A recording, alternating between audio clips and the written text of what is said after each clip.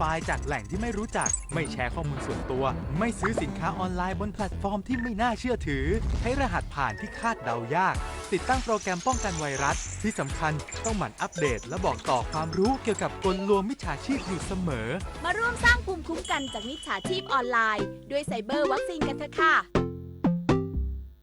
อายุเข้าเลข 6 แล้วจะเริ่มต้นอาชีพใหม่ได้ไหมนะได้สิครับผู้สูงอายุ60ปีขึ้นไปที่ยังมีไฟ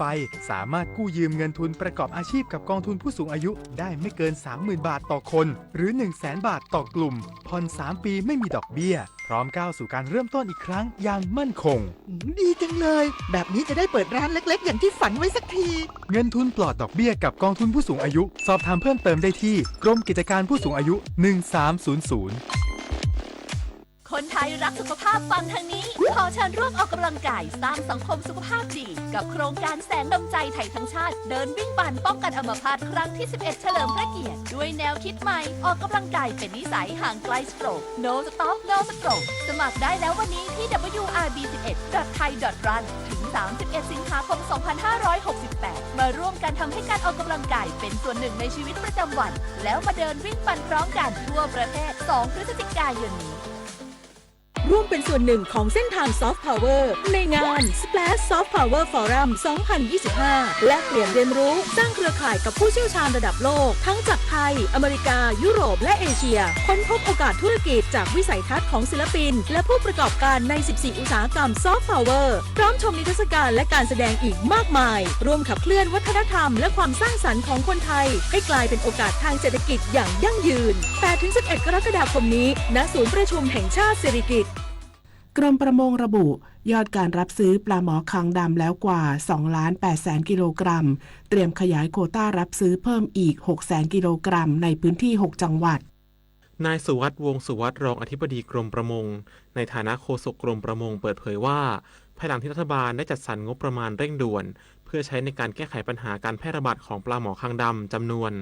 97,817,400 บาทให้แก่กรมประมงเพื่อเร่งแก้ไขปัญหาภายใต้2มาตรการหลักคือการควบคุมและกำจัดปลาหมอคางดำในแหล่งน้ำทุกแห่งที่พบการแพร่ระบาดและการนำปลาหมอคางดำที่กำจัดได้ไปใช้ประโยชน์ตั้งแต่เดือนพฤษภาคมที่ผ่านมาผ่านจุดรับซื้อในพื้นที่ 14 จังหวัดในราคารับซื้อปลาหมอคางดำ15 บาทต่อกิโลกรัมและราคาค่าขนส่งและค่าบริหารจัดการรวบรวม5 บาทต่อกิโลกรัมซึ่งกรมประมงได้รับซื้อปลาหมอคางดำและจัดส่งให้กรมพัฒนาที่ดินและการยางแห่งประเทศไทยนำไปผลิตเป็นปุ๋ยหมักชีวภาพเพื่อใช้ประโยชน์ต่อภาคการเกษตรรวมไปแล้ว 2,802,345 กิโลกรัมจากเป้าหมาย3 ล้านกิโลกรัมซึ่งหลายจังหวัดได้ดำเนินการรับซื้อปลาหมอคางดำจนเต็มโควต้าที่ได้รับเรียบร้อยแล้วได้แก่จังหวัดกรุงเทพมหานครสมุทรสาครสมุทรสงครามและจังหวัดชุมพรและจังหวัดที่กำลังจะเต็มโควต้ารับซื้อได้แก่จังหวัดสมุทรปราการและจังหวัดเพชรบุรีกรมประมงจึงได้เล็งเห็นว่าพื้นที่ทั้ง6จังหวัดยังคงมีปลาหมอคางดำค้างอยู่ในพื้นที่อีกพอสมควรจึงจัดสรรงบประมาณเพิ่มเติมเพื่อขยายโควต้าในการรับซื้อปลาหมอคางดำจำนวน 600,000 กิโลกรัมในวงเงิน12 ล้านบาทซึ่งคาดว่าจะรับซื้ออีกครั้งได้ภายในเดือนกรกฎาคม 2568 นี้ชวนันท์มาลีรายงานพาณิชย์จังหวัดสตูลลงพื้นที่ยกระดับเพิ่มมูลค่าสินค้า GI จังหวัดสตูลกระท้อนนาปริกพัฒนาบรรจุภัณฑ์และนวัตกรรมการแปรรูปผลผลิตทางการเกษตรที่อาคารอเนกประสงค์มัสยิดฟัตฮูรเราะห์มานหมู่ที่ 9 บ้านนาปริกตำบลควนโดนอำเภอควนโดนจังหวัดสตูลสำนักงานพาณิชย์จังหวัดสตูลนำโดยนางสายช่ออังสุพาณิชย์พาณิชย์จังหวัดสตูลพร้อมด้วยเจ้าหน้าที่ลงพื้นที่จัดการประชุมถ่ายทอดการพัฒนาบรรจุภัณฑ์สินค้ากระท้อนนาปริกภายใต้โครงการพัฒนาเพิ่มมูลค่าสินค้าสิ่งบ่งชี้ทางภูมิศาสตร์หรือ GI สินค้าเกษตรอัตลักษณ์พื้นถิ่นให้แก่เกษตรกรผู้ปลูกกระท้อนนาปริกที่มีคุณสมบัติใช้สัญลักษณ์ GI กระท้อนนาปริกจังหวัดสตูลพาณิชย์จังหวัดสตูลเปิดเผยว่าการลงพื้นที่ประชุมถ่ายทอดพัฒนาบรรจุภัณฑ์ดังกล่าวเพื่อช่วยส่งเสริมเพิ่มมูลค่าให้แก่ผลผลิตของเกษตรกรผู้ปลูกกระท้อนนาปริกให้ดูดีพรีเมียมสอดรับกับความเป็นสินค้าสิ่งบ่งชี้ทางภูมิศาสตร์หรือ GI ซึ่งคุณภาพหรือชื่อเสียงของสินค้านั้นๆเป็นที่ยอมรับอยู่แล้วโดยสำนักงานพาณิชย์จังหวัดสตูลได้ว่าจ้างออกแบบและจัดทำต้นแบบบรรจุภัณฑ์สินค้าสิ่งบ่งชี้ทางภูมิศาสตร์หรือ GI กระท้อนนาปริกโดยบรรจุภัณฑ์แต่ละแบบจะมีรายละเอียดผลิตภัณฑ์ ภัณฑ์และเล่าเรื่องสะท้อนอัตลักษณ์กระท้อนนาปริกสตูลซึ่งเกษตรกรจะเป็นผู้เลือกใช้บรรจุภัณฑ์สำหรับออกจำหน่ายไปยังผู้บริโภคนอกจากจะได้ลิ้มรสชาติที่เป็นเอกลักษณ์หวานอร่อยเนื้อหนานุ่มปุยหุ้มเมล็ดหนาฟูของกระท้อนนาปริกแล้วยังได้รับรู้เรื่องราวสภาพพื้นที่ความอุดมสมบูรณ์และภูมิปัญญาในการปลูกของเกษตรกรในพื้นที่ผ่านบรรจุภัณฑ์ด้วยอนุชา หมัดอดัม สวท.สตูลรายงานผู้ว่าราชการจังหวัดสุราษฎร์ธานีสั่งการหน่วยงานที่เกี่ยวข้องคุมเข้มผู้จำหน่ายส่งออกกัญชาตามประกาศกระทรวงสาธารณสุขฉบับล่าสุดหลังพบเข้าถึงเด็กง่ายนายธีรุษ สุภวิบูลย์ผลผู้ราชการจังหวัดสุราษฎร์ธานีสั่งการหน่วยงานที่เกี่ยวข้องคุมเข้มและย้ำเตือนผู้จำหน่ายวิจัยส่งออกกัญชาตามประกาศกระทรวงสาธารณสุขฉบับล่าสุดปี 2568 หลังมีการระบาดหนักขึ้นในกลุ่มวัยรุ่นและเยาวชนซึ่งสามารถเข้าถึงได้ง่ายโดยผู้จำหน่ายต้องมีคุณสมบัติดังนี้ 1. ต้องได้รับใบอนุญาตจากนายทะเบียนหรือสาธารณสุขจังหวัด 2. จำหน่ายเพื่อใช้ทางการแพทย์แก่ผู้มีใบสั่งจ่ายสมุนไพรควบคุมเท่านั้นและ 3. ต้องซื้อหรือได้มาจากแหล่งที่ได้รับรองมาตรฐาน GACP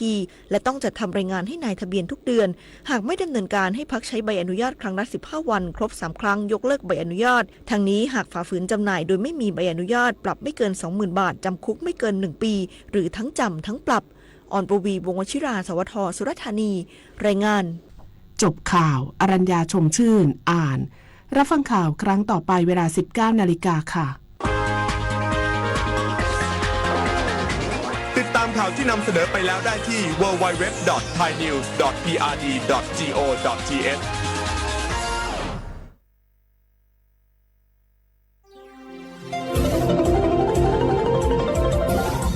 วิทยุแห่งประเทศไทยให้ความรู้กู้ความสุข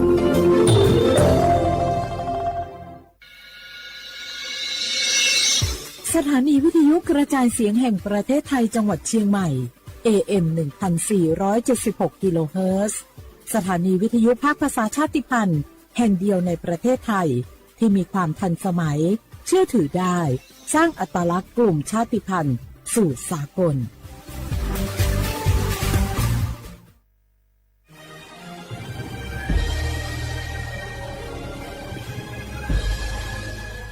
เกิดเป็นคนไทยเติบโตบนผืนแผ่นดินไทยจงภูมิใจในความเป็นไทยชาติไทยเรานั้นนับเป็นชาติที่มีความเป็นมาเก่าแก่ยาวนานเรามีภาษาวัฒนธรรมและมีสิ่งต่างๆที่เป็นเอกลักษณ์ให้เราได้ภาคภูมิใจในความเป็นคนไทยเราควรเห็นคุณค่าและมีความรักชาติหวงแหนแผ่นดินอันเป็นมรดกของบรรพชน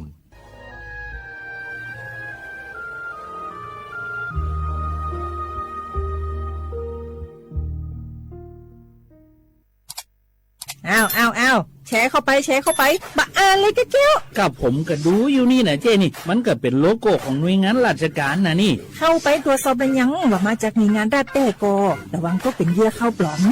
เอาฉะนั้นเลยก็นี่ใจถ้าบัตรตรวจสอบไม่ชัดเจนนะแต่ที่จะได้ประโยชน์กลับส่งผลกระทบสมัยนี้มันหลอกกันง่ายนะหลอกเรื่องการทับซิปนั่นนี่โน่นเพื่อเขาไปกรอกข้อมูลส่วนบุคคลแล้วก็เอาข้อมูลเหล่านั้นเนี่ยไปทำธุรกรรมต่างๆหรือแม้แต่หลอกให้คลิกลิงก์สารพัดที่มันจะทำนี่นะถ้าอันโหจะเนี่ยจะได้ดีนี่เจนี่อย่างแรกเนี่ยต้องตรวจสอบข้อมูลให้ชัดเจนจากหน่วยงานรัฐเนี่ยก่อนข้อ2ต้องมันติดตามข่าวสารหูเต่าตันและข้อ3ต้องมีสติไม่ได้เจืออย่างง่ายๆนะเพราะว่าพวกมิจฉาชีพมันจะใจความเจือความศรัทธาความโลภและก็ความกลัวมาหลอกคนทำให้หลายคนตกเป็นเหยื่อเขาก็ต้องเป็นส่วนหนึ่งในการตกเป็นเหยื่อหรือแชร์ข้อความอันเป็นเท็จบ้านเนี่ยเขาก็จะมีความผิดใดอยู่ดิ้มว่าดีหาเรื่องติดคุกแก้วนี่นะขอโทษครับเจรู้เท่าทันป้องกันการตกเป็นเหยื่อจากแก๊งหลอกลวงปรารถนาดีจากสำนักงานประชาสัมพันธ์ที่3กรมประชาสัมพันธ์ค่ะในยุคที่เทคโนโลยีก้าวกระโดดโจรออนไลน์ก็ก้าวตามมาติดสื่อออนไลน์เปรียบเสมือนแหล่งข้อมูลชั้นดีของโจรออนไลน์เราควรใช้สื่อออนไลน์ด้วยความระมัดระวังและป้องกันตัวเองจากโจรออนไลน์ด้วยคาถา3อย่า 1. อย่าโหลดแอปจากแหล่งอื่นๆที่ไม่ใช่ App Store หรือ Play Store 2. อย่าแอดไลน์คนที่ไม่รู้จักหรืออ้างเป็นเจ้าหน้าที่หรือหน่วยงานต่างๆไม่ว่าจะเป็นจากรัฐหรือเอกชนและ 3. อย่าสแกนใบหน้าหรือให้ข้อมูลส่วนตัวในแอปที่ไม่รู้จักเด็ดขาดที่สำคัญควรท่องให้ขึ้นใจว่าธนาคาร คารจะไม่แนบลิงก์ทุกประเภทผ่าน SMS และอีเมลรวมทั้งไม่ส่งลิงก์ขอข้อมูลสำคัญผ่านช่องทางโซเชียลมีเดียยกเว้นกรณีลูกค้าร้องขอด้วยตัวเองเท่านั้นด้วยความปรารถนาดีจากสำนักงานประชาสัมพันธ์ที่ 3 กรมประชาสัมพันธ์เจ้าจะอีอากาศกำลังดีมีหมอกมีเหมยมีน้ำข้างเหมือนในฝันเลยเนาะเจ้เนาะใจละยิ่งตอนแรงซ้ำให้นะช่วงตะวันจะตกดินน่ะฟ้าเป็นสีทองงามแต่อากาศแบบนี้นักท่องเที่ยวชอบเนอะว่าได้สาวๆมายืนตากน้ำข้างอย่างกันอยู่นี่บรรหาวมันก็นี่เปิ้นกำลังชมความงามธรรมชาติอยู่มาอู้ให้เสียบรรยากาศหมดไอ้แก้วว่าแต่ว่านี่จะไปไหนนี่วันนี้นี่พูดนั่นกันนะจะไปเฝ้าเฟืองหิกำที่กลางตรงกูไงพี่ป่อบอกว่าจะปลูกหอมแล้วนี่ไอ้แก้วเปิ้นกำลังชื่นชมอากาศดีๆนี่จะมาแย่คืออากาศเสียอย่างไรนี่เอาเห็นหมอแก้วเคยบอกกันแล้วว่าการเผาทำให้เกิดมลพิษฝุ่น PM 2.5 มันส่งผลกระทบต่อสุขภาพต่อสิ่งแวดล้อมและการท่องเที่ยวตอนนี้อากาศบ้านเฮากำลังดีๆอยู่ถ้ามีการเผาเศษวัสดุต่างๆอากาศก็แย่นักท่องเที่ยวก็ไม่อยากมาน่ะกะใจละจิอากาศกำลังดีๆอยู่จะมาเผาอะไรเปิ้นเหียไปเลยไหนไอ้แก้วคือไอ้คำมันมาไถฮือมันเตะไอ้แก้วนี่นะโอ้ขอโทษครับน้องพล่าคิดว่าเผามันง่ายดีเน่ร่วมสร้างอากาศที่สดใสไม่สร้างมลพิษให้สิ่งแวดล้อมปรารถนาดีจากสำนักงานประชาสัมพันธ์ที่ 3 กรมประชาสัมพันธ์ค่ะ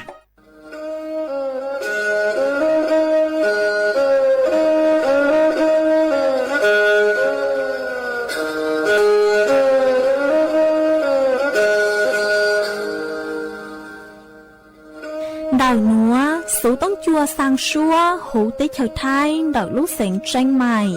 lúc sư hỏi hà lưu mông inu bấy hà ó ra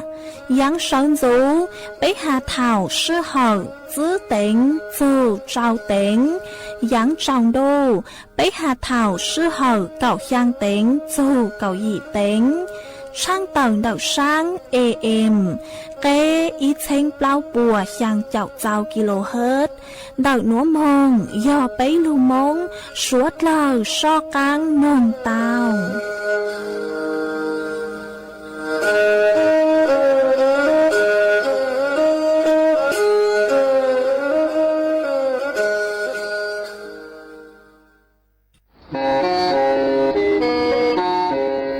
Lên từ sáng ghen khô sana Chuan đầu sự tống chua sang xua Hú tế chiều thay đầu lưu xịn tranh mày Cứ do khó chờ Mỗi kế bao rù kế chỉ phang Nón rõ tàu sông hẹn Sánh gian mừng tàu klê Thông blời hú lưu xịn tranh mày Do lên từ sáng ghen nó lò Nông tuốt tàu chuan đầu sự tống chua sang xua Hú tế chiều thay đầu lưu xịn tranh mày Chuan đầu tung bờ sự tông Sùn chữ bè ó sang trào sùn trào gì lò sử sùn chua ó pláu trào gì chữ sang chua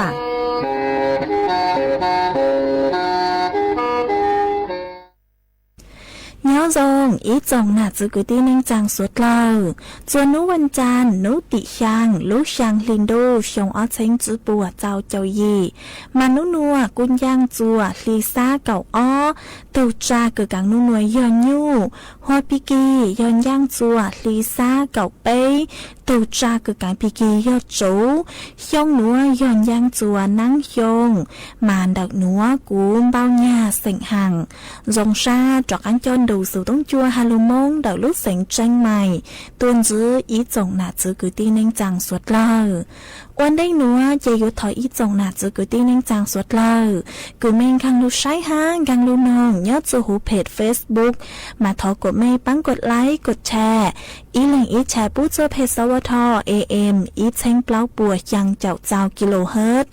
มากูว่าช่องดาวจะไม่สวดเลยกูไม่ปังเชิงกลางสู่ต้องจัวฮัลโลมงดักลุสิงเจงใหม่อ๋อเจ้าดูนัวเจกูหวังให้จะชาหตาไม่สวดเลยอย่าลุงรูกูย่ออวพงยืดเถาปีมองจูจัวเถาเศร้ามากูยัวช่างเต่าจัวอีจงหนาจื้อกูตีนิ่งจังสวดเลยเต่าเป้าหตานัวเจกูจัวเกาลุชัวตัวจัวสวดเลยเต่าหนอเสือ เอยอไม่มั่วสูเจ๋งเจ้งจังจือนัวหลอมเม่นดาวสูต้องมงสุนชาแม่วิยอฮัตตากูจือยอดจนดักสูต้องจัวละเจอยู่ว่าจือมั่วเล่งเธอหลุดใจไม่เลยสูต้องเจกูชังเต่าจัวอีจงหนาจือกุตี้เน่งจางสวดเลยเต่าเป้าเลยหนัวจวนจือหนัวเจไปจอกกันนองกงกี้หล่อใจอ้วยกี้เนี่ยยาโดตีนี่จีหลงตู้จานเจนี่ยกจีตู้จานเจกุนยังใช้หลงเนี่ยหลงจีจินดาสินชูตัวละตัวตากูมอว่าญาเอนี่จีจอมูว่าญาโยมูตัวหลงตัวหลงตั้งรู้เสียเพลอเสียจีจงเอนี่โยมูนังรอปอตัวนังรอสีมอเยยจะรูละเธอจีเวลามอเธอเนี่ยลงใจจีเวลวนมอตอนเทลอ用力的娘儿的只有能力梦是能那这龙娘天龙之间大金出多老多他能总得了多老头寂寞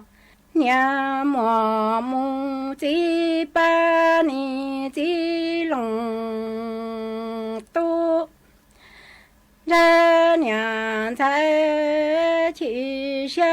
我罗里罗你，月有莫肚罗莫才你月罗班车莫。คือมูปลาตีหล่อหล่อดูหล่อตื้อจีมัวตูหล่อเกยวปาโมเจเนี่ยใช้ว่ามาเต้นใช้เตตูอีตูrõ trơn trơn đất cậu là mơ y tu tuế lọ trơn thở tê lọ ban cho mù khứ miên đi tê tòa thở lươn xa lọ lùng tu lùng tung xe phê lọ xa chỉ trong em chế chân chủ lo thơ chế chế yếu lo ngô lo chân thả chân chìm phá trôn ngô thư tề miền quan ba em tụ miền cảnh thua lo cảnh than thua lo tư chỉ mò chỉ mò ít tu nặng ít tu cha hai ni chỉ lòng tu nhà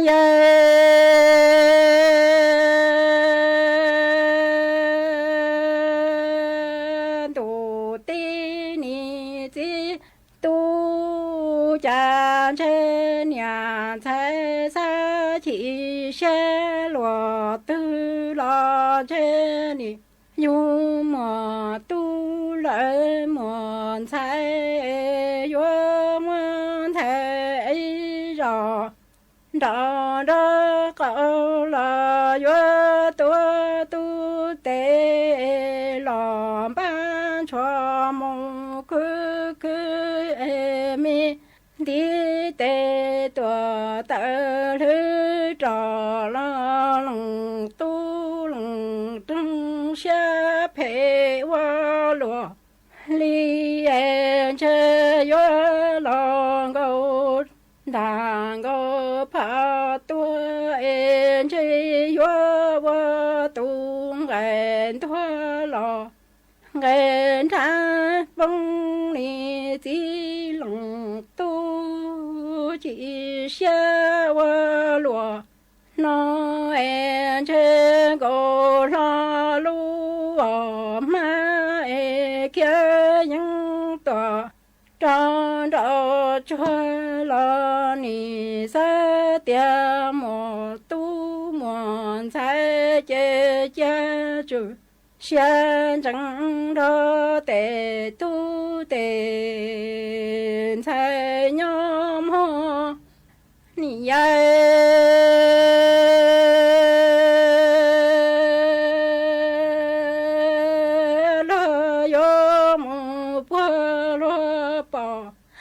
la lo sinh tu em cho nung cả nung lo tư lo chỉ cho chế lu lo lung ni pha nhung nhớ chỉ mùa la tu ba lo chế nhà thái ni sa tia wa xia lo nghe xian tây ye cho xian chủ cho mùng bà lu nừng e tua lu yi tua khá li khá e chân nhà thái yo wa tu ta lòng nghe lu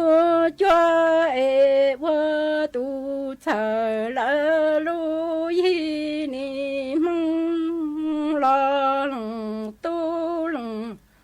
trong ni nè nó mô bơ lô bỏ nhớ lơ xin tu lơ chừng li e tu lo chỉ cho em chơi cho chủ lo cho chế yo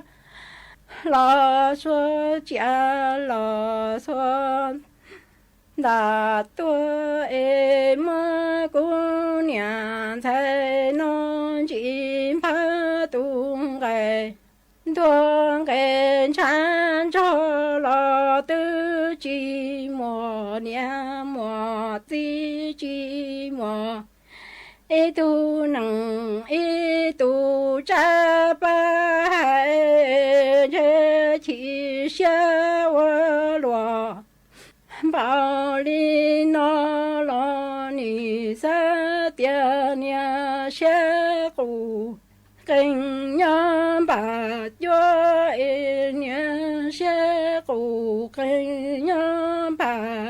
gì nhà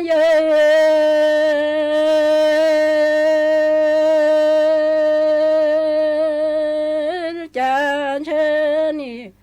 ta lu cho tua ca li ca lo lung tu lung tung yo cho lu nang nhỏ bùa ta en chơi yo ta lu yi tua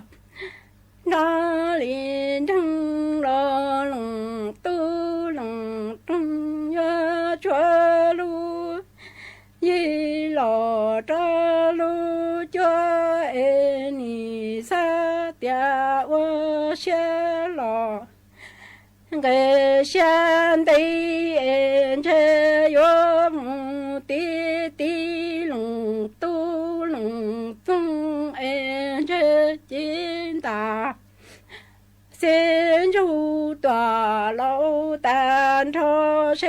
bò tô lung tu lung trong tòa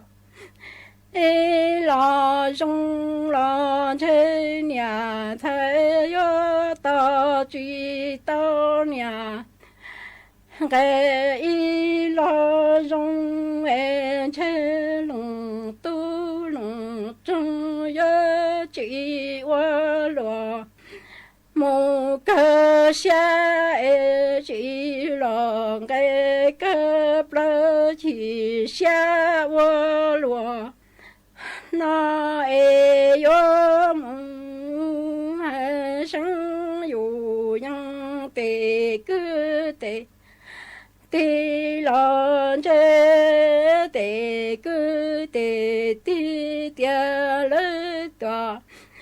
hai chỉ tao chế chế thì phải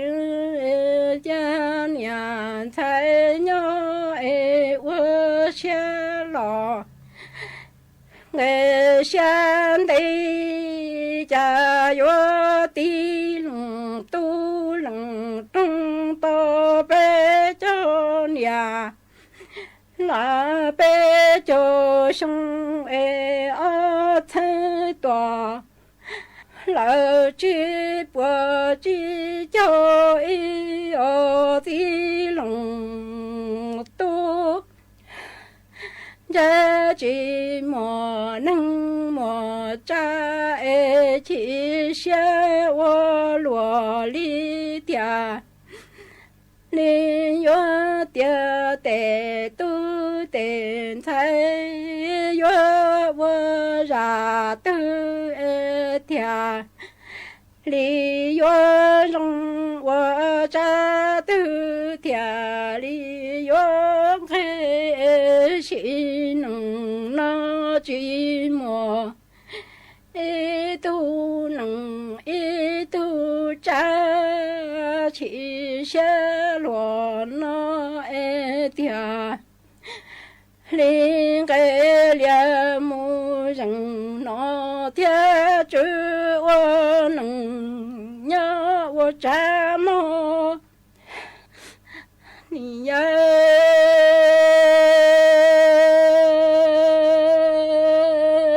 tia li mu mơ nó mơ chữ yang ô nia lò ô ti ba ô nâng là ô cha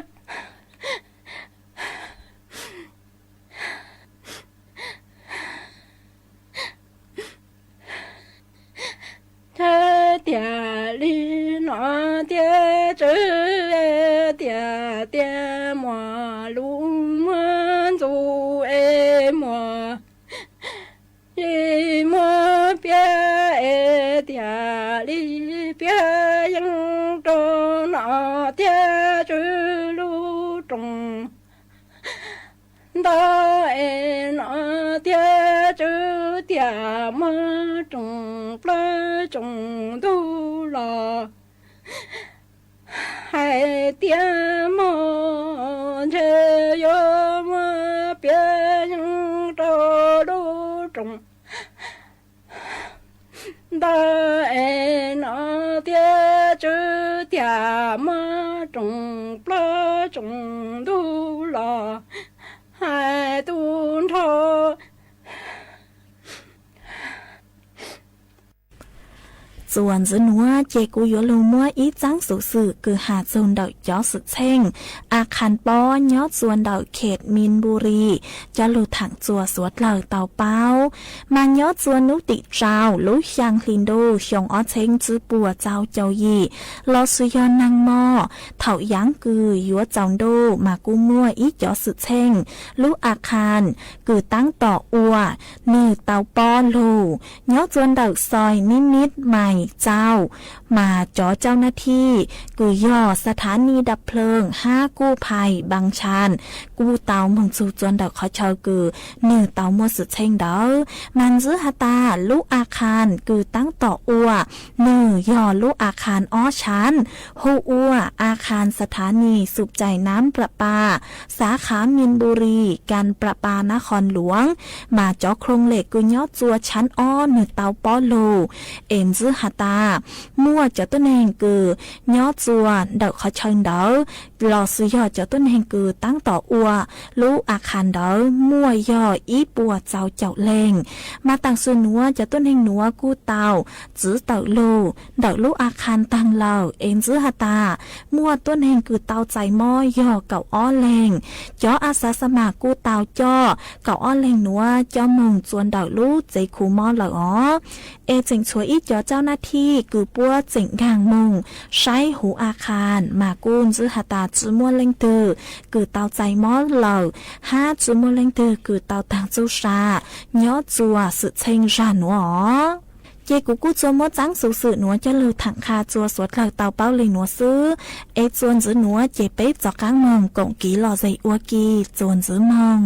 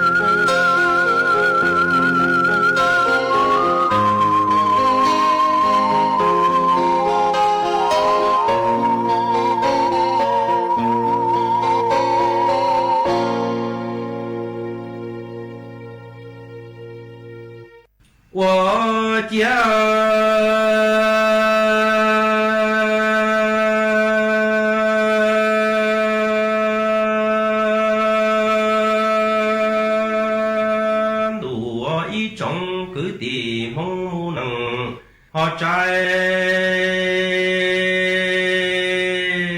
yo cha yu ni chi mùa cứ cho chi mùa thiên nọ lú mi mù họ giàu ya ba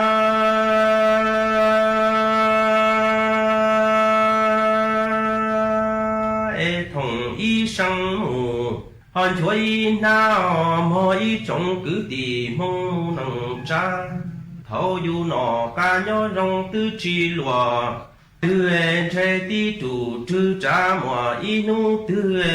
en che yo mùa trồng plau trồng thu si cứ rù gia mù họ chọn ra ma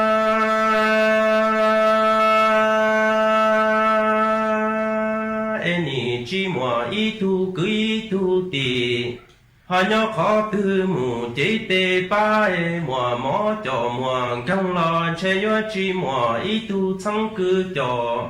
họ lỡ chẳng tìa tùa uy thả nắng mù say tu xa mò ý trong cứ tì mong mù nắng trái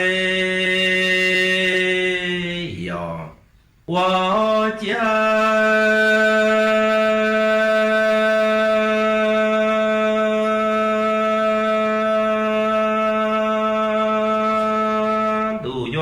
trong cứ tìm mong nằng họ cha yu ni chi mùa cứ cho chi mùa thiên nọ lú mi mù dâu ya tê ni công nhà họ y pla mù chỉ chê ni tu xian thủ thôi thâu nọ ca nhớ rong chê che tư chi lùa họ tư nhìn trai tí chủ tư trả mùa inu tư mùa trồng plau trồng họ tu si cứ đủ ra mù cho đã ma trên che yo chi mùa y tu chẳng cứ cho lỡ chẳng thi tua họ mù ban đề che mùa inu tu tư mùa mò cho mùa găng lo ni chi mùa y tu cứ y tu tì họ nhớ khó tư yo tua ba cái tua cho ba cái là mai trong cứ tì mong cha ni tu xia wa lùa theo cho họ kê chi mùa cứ cho chi mùa theo ý trong cứ tì mong mu nằng cha ni li là mu nhớ chầu tề họ xua đây là tề ma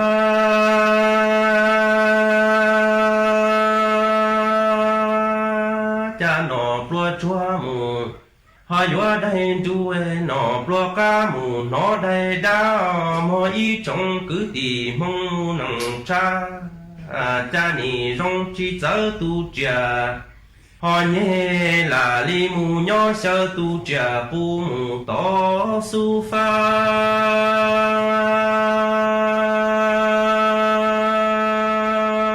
đủ ý trong cứ tì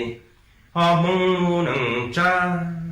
yu chi mùa cứ cho chi mùa thì là li mù nhỏ đại lo tề mê cá và lo chi tàu nọ plua chua mù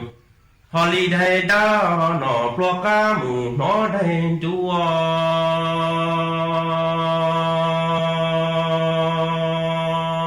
là mù nhỏ cho má cho họ li sơ xuôi ni chỉ yo cứ yo tì công nhà chỉ mù y pla yu ni rong chi chở tu trà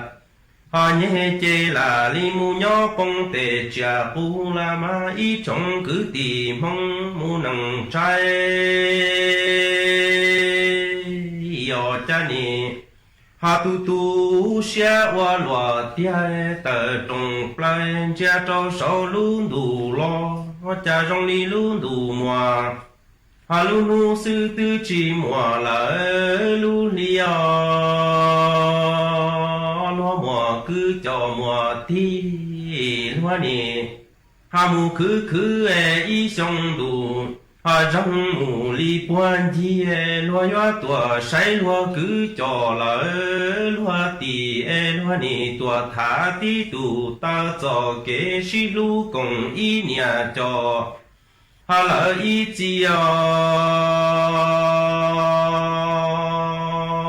罗约着了罗尼莫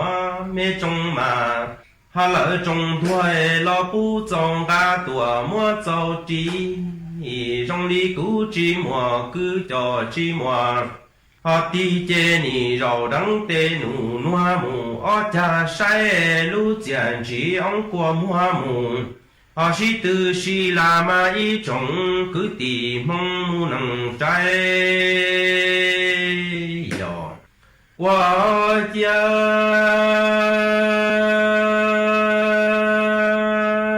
cha yu chi mùa cứ cho chi mùa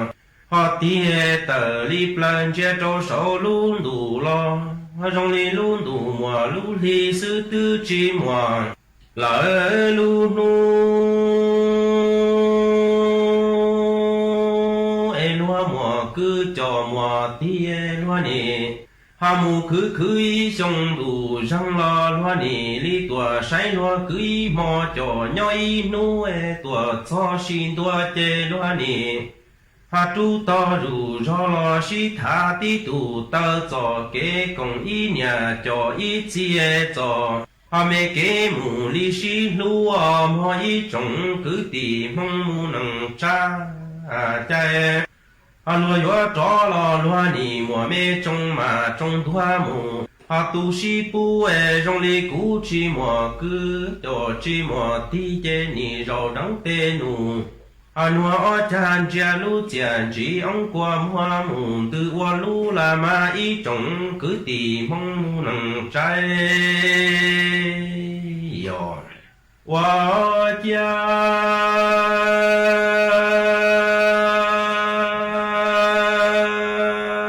lúa y trồng cứ tì mong mu nằng cha yu chi mùa cứ chi mùa họ thiê ni tu xia ta li ya xin tua tu to po to lỡ pe tua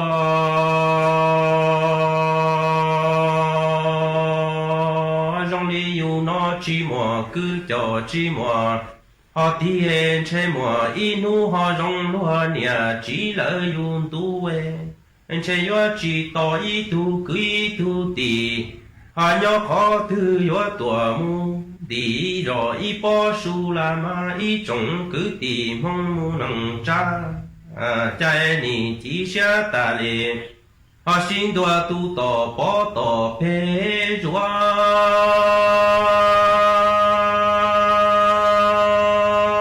trong đi yu en che mùa y nu tu từ lệ họ trong hoa nhà chỉ là yu tu loan che yo chỉ tò y tu chẳng cứ cho họ lỡ chẳng tia yo tuần đi rồi lỡ y po mò của chê chủ lu mù cứ câu đu chủ chi lu mù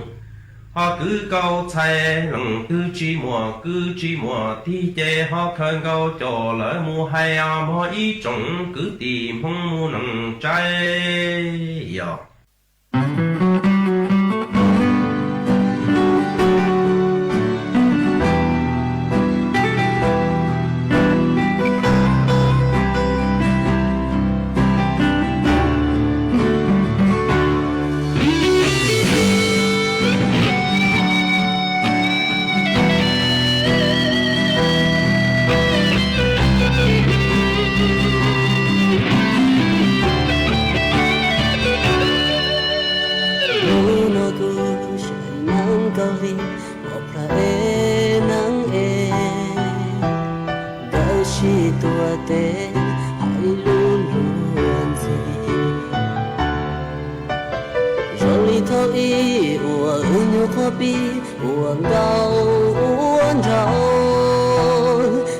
chỉ cho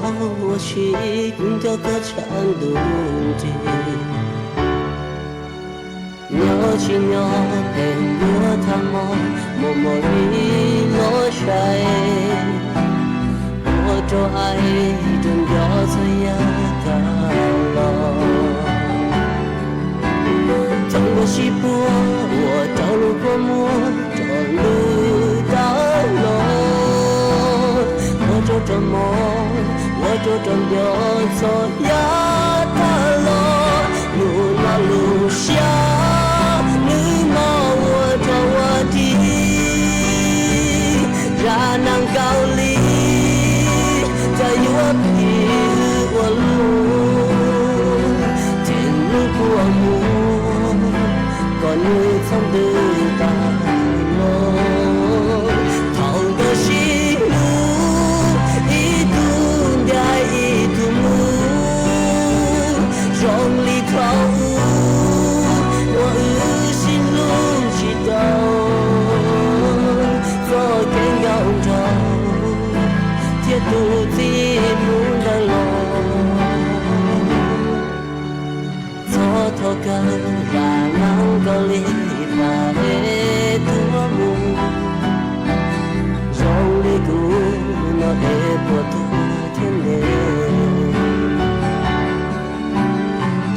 chỉ nhớ mỗi ra nàng câu lý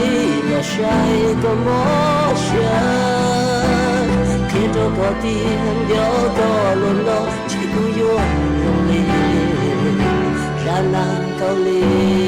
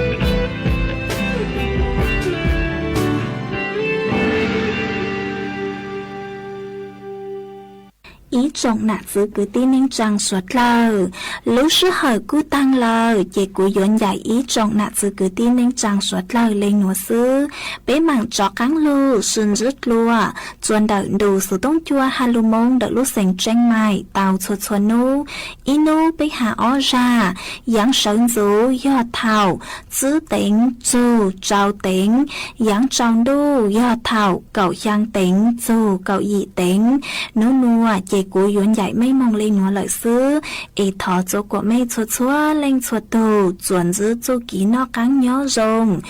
rồng suốt lờ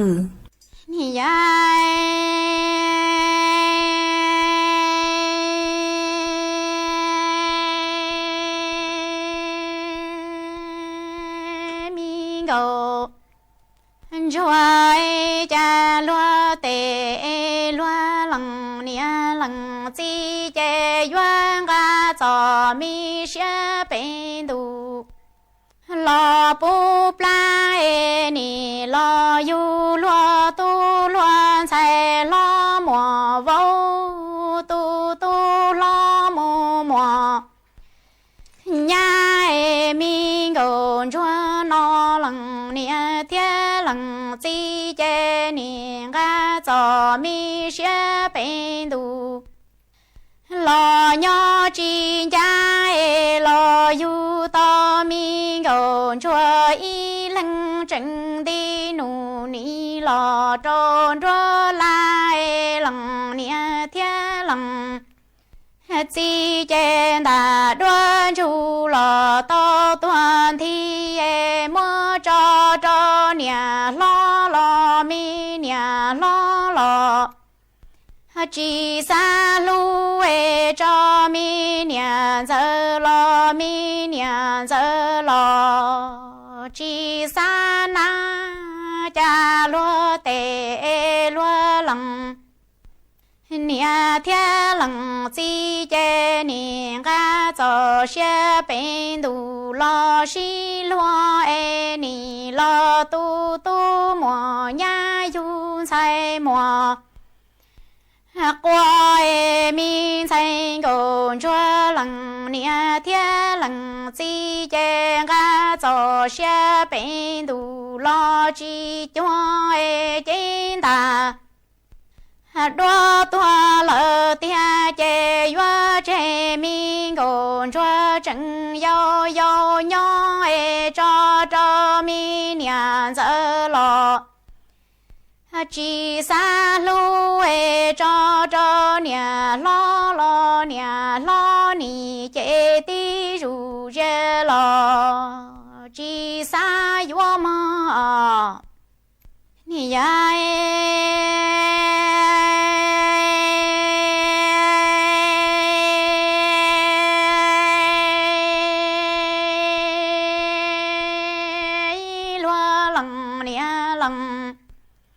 chỉ tôi ni chế cha trôn trôn qua chế công lò trôn trôn xa cha mi ngô cho cho mi mong chỉ rong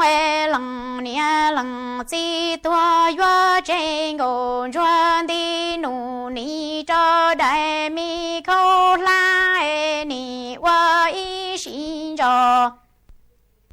y xin cho lô li nói ni mu sơn đủ đại cho lần cứ lần ti lô mi luồn cho mua lô mi ra khẩu mu tin đủ lô mi xuân thia lò mu ti ai ni mu qua nhà đa mi cho lúa cho rong là tận lò mê rong tu ra lo y đây rong chi mùa đo lúa na y sĩ năng chi tao đo lúa nọ lỡ y lúa ca ni mu khứ khứ ta y sĩ năng nó mi đi tê nọ ni lo tơ lư cha lo thia li chi bao hay tiền nọ cái mu lo ca li cha mò to y lo nọ e po yo cho mi go cho y nu lo y cha mi go cho cha lo tê lo lăng nia lăng chi tua chê ni chê cha tròn tròn qua yo chế tăng mi nhà cha lò trò lúa tê mi gòn cho cho mong chi rong lòng nia lòng chỉ tua chế yo chế mi gòn cho đi nụ ni tàn tua nhà na tua chế mi na đi nụ ni trô tê mi ca rê ni wa y sĩ năng đo mi nhà lo chín giờ nhỏ mua lu mi ra cầu mu tin tu ni mu khứ ta y sĩ năng lu mi xuân thia lo mu ti tê lo cha ni chi to mi nhà lo chín giờ y đây rong nọ chi to y chê lò qua rong chê mi gòn chua chê ni mu sơ đủ đại cho rong là tặng rong tu tê ni mu qua sinh tê mê dù dân y sĩ năng nó chi mùa nia mùa chỉ lu dân tia cứ trừ lo chùa cháu bê chơ xong đủ ta li nó lo mi gòn chùa tư lo chỉ rong mô qua lăng từ li xây tia nằng nó lu mi nằng cho nằng chùa chê chê chân là lúa lo qua tê mi nhà lo chín giờ lo y sĩ khai mò ya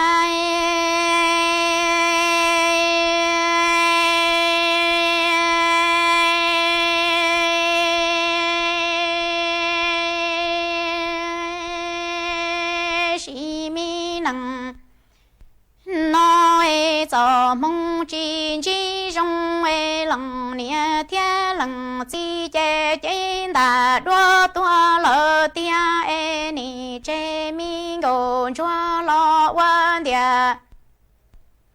tê y xin chua tua thao yo yo ni tu xie wa lùa nó chế cho tin chủ trong ê yon đà đoan chủ tuan thi lò mô nô tư chế yuwa mô tài đoan tao thọ đoan tơ ê tua trơ lần nia lần chi lung bê chủ trơ môn thiết trơ trưng tù giờ sau tê lò thiết có tao ê trơ lò yu wa lần nia lần chi lần tu lần sai lò ni râu ê có lần nia thiết lần chi ho mua giò mi kê lu cho lò lu lu nia chia y buồn bao bầu có to lu nằng lo quan trò quan trò chi loa mi lờ chi tòa lu trên tàu mò tiền nằng nó e mi ngô cho tu lu xie wa lùa bảo li nó e vì do lần nia thiên lần chi e wa chế mi ngô cho wa y xin tròn cho tua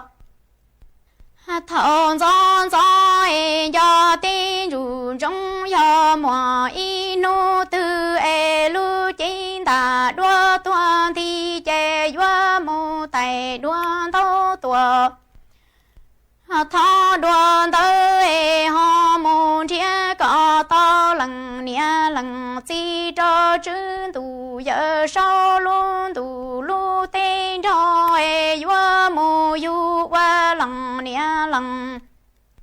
chi lần tu lần sai cho ca lon thọ lần nia thiết lần chi nhỏ e có cú lần nia lần chi ho mô cho công cho mong cho lò bó e o chè mi tê cho ca lò khứ cho mi ngô cho nó lo e thiệt chỉ nhỏ lần nia thiệt lần